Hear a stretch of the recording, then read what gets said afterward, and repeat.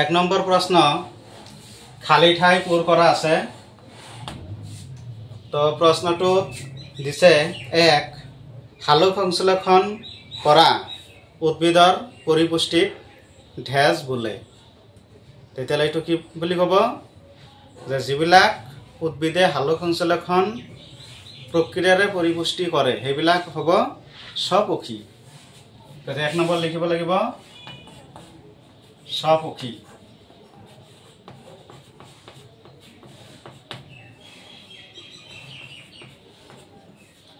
তাৰপিছত 2 নম্বৰ প্ৰশ্নত আছে ৰাফলেচিয়া এবিধ ডেছ পৰজীৱী।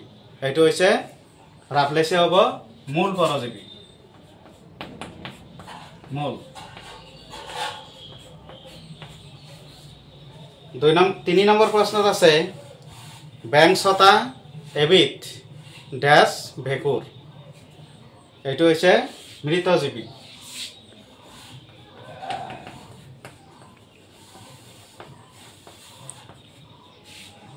মৃতজীৱী। নেক্সট 4 নম্বৰ প্ৰশ্ন সালোক সংশ্লেষণত ডেছ গেছ উৎপন্ন হয়। কি গেছ উৎপন্ন হয়? তোমালোকে জানাই যে সালোক সংশ্লেষণত অক্সিজেন গেছ উৎপন্ন হয়। গতিকে 4 নম্বৰত লিখিব লাগিব অক্সিজেন।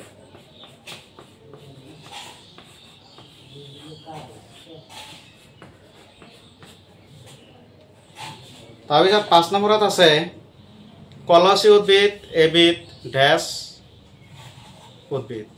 এইটো কি হ'ব? তোমালোকে পাই আহিলা পতংগভোজী। কলচী হৈছে পতংগভোজী। তো 5 নম্বৰত লিখিবা পতংগভোজী।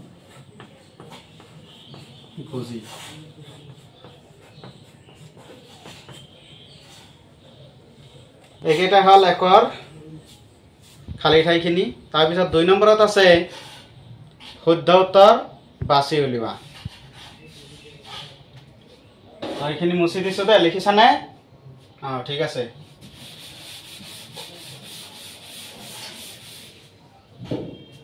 দুই নম্বৰ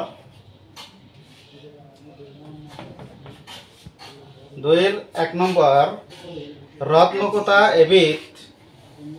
এ নম্বৰ আছে স্বপক্ষী উদ্ভিদ, বি নম্বৰত আছে পৰজীৱী উদ্ভিদ, চি নম্বৰ পতংগভোজী উদ্ভিদ, ডি মৃতজীৱী উদ্ভিদ। এই 4টাৰ কোনটো হ'ব? তো ৰত্নকুটা পতংগভোজী উদ্ভিদ বুলি তোমালোকে পাই আহিলা। গতিকে 1 নম্বৰত হ'ব চি পতংগভোজী উদ্ভিদ। পতংগভোজী উদ্ভিদ।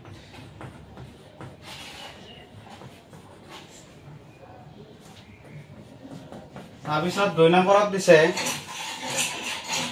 মৃতজীৱী উদ্ভিদৰ উদাহৰণ হ'ল এ কলচী উদ্ভিদ, বি মন্ট্ৰফা, চি ৰাফলেচিয়া, ডি ৰত্নকুটা। ইয়াৰ কোনটো হ'ব?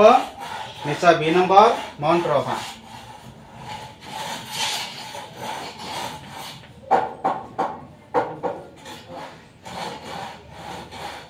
মন্ট্ৰফা। 3 নম্বৰ প্ৰশ্নত আছে পত্ৰহৰিতৰ বৰণ এ ৰংচোৱা, বি সেউজীয়া, চি মটীয়া, ডি কলা। ইয়াৰ শুদ্ধ উত্তৰটো হ'ব বি সেউজীয়া।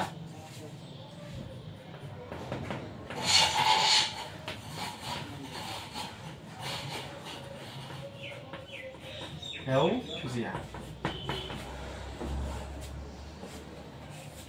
তাৰপিছত 4 নম্বৰ কুৱেশ্যনত আছে সালোক সংশ্লেষণত উৎপন্ন হোৱা জৈৱ পদাৰ্থ হ'ল A protein, B vitamin, C glucose, D স্নেহ পদাৰ্থ। ইয়াৰে শুদ্ধ উত্তৰ হ'ব চি গ্লুকোজ।